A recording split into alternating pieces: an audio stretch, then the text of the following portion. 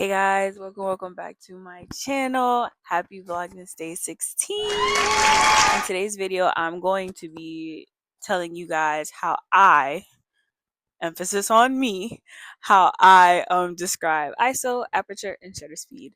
So yeah, we're gonna try to hop right into today's video because I do not want this to be a long-winded video, but I was gonna show you guys or share with you guys like how I try to kind of just remember everything because again, photography is a lot to remember.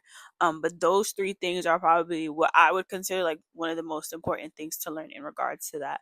So we're gonna start off with ISO because I feel like that one is the most simplest one. I think that was the one that I either picked up quicker, either that or shutter speed I picked up quicker. But with ISO basically is determined based off of where are you in regards to your setting. So that is also going to be determined by how much light that you let in. So if I am outside and it's 2 p.m., so think about 2 p.m. and it's summertime. I'm going to want my ISO to be around 100, 200, right? Because I'm outside, it's bright, it's sunny, as long as it's sunny outside, it's bright outside, it's sunny outside. I'm already getting enough light, so I don't need to add more light because there's already light outside, right? So think of it as, you know how people are like, oh, I'm gonna match like this person's energy, right? Think about matching your camera's energy with where you are in regards to light. So that's one example. And then now imagine it's 5 p.m. wintertime. And we all know how much darker it gets wintertime. I'm not going to put my ISO at 200. I'm going to increase it to about like 800 or maybe even 1600, right? Because now your camera is trying to get in as much additional light as it can, by also matching the scenery. So again, that's kind of like a bit of a simplified version of like in regards to learning like how ISO is and how that also affects your camera and settings. So yeah, now if we get to shutter speed, right? So the slower the number, so let's say it's 1 over 60 or 1 over 100, um I am at a standstill. So that means it's kind of like if I'm like sitting, so me sitting down right now, this would be like 1/100 or like 1/125, right? Versus if I am a sports photographer and let's say I'm recording a basketball or shooting a basketball game, I'm recording for the NBA.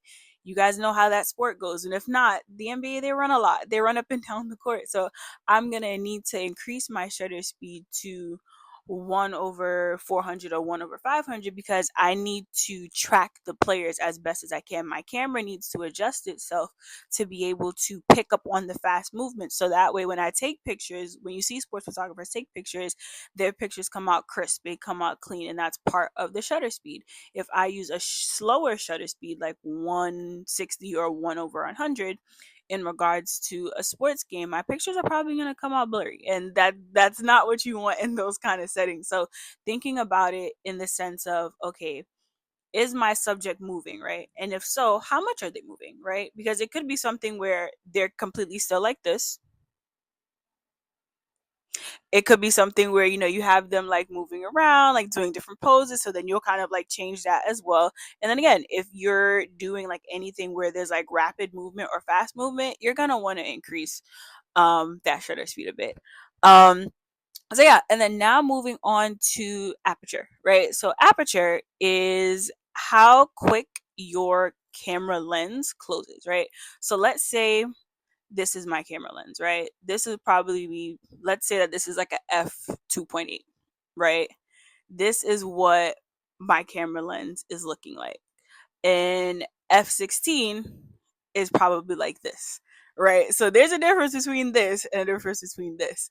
And then with the f2.8, if it's like this, my camera is bringing in more light just because of how big the circle is, right? Versus f16 is not bringing in that much light because of how small the circle is, right? So a lot of the times, aperture also has to kind of do with depth of field. So when you also see people take those pictures where it's like, you know how like there's like pictures and then like the person is like fully framed, like they're crisp, they're sharp, but the back is blurry, right?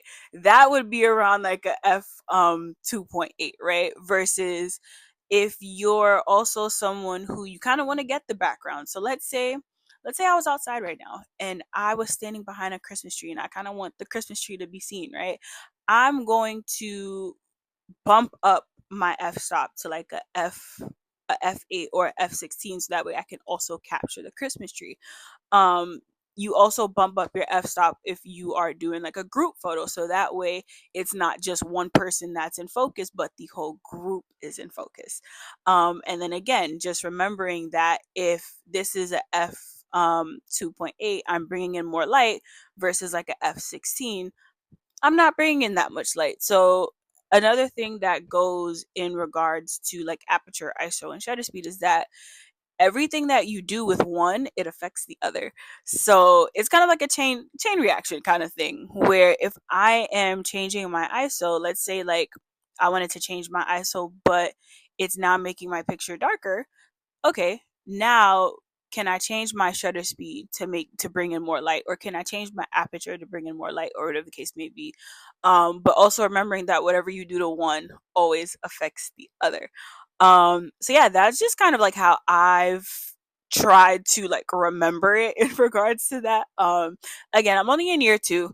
But I've been trying to find like the most simplest way to kind of remember this, because it is hard to kind of remember it, especially like um when you are a beginner, because it just feels like it's a lot of information to take in. But hopefully this information helped, or this information helped someone.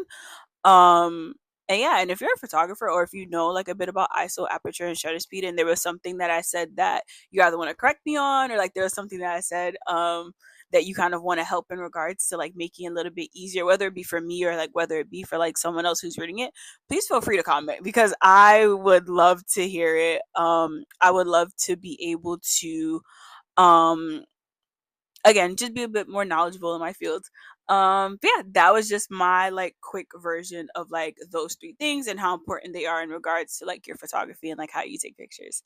So yeah, that's gonna be it for today's video. I hope that you guys again have a great week. Enjoy the rest of your week. Again, I'm doing vlogmas, so there's about 14 more days left. No, 9 more days left. Wow, I don't know how I got 14. I don't know how I got 14. There are 9 more days left until Christmas, so that means there are 9 more videos for me to post. So yeah, I hope that you guys like this video. If you did, don't forget to like, comment, and subscribe. And I will see you guys in my next video. Bye.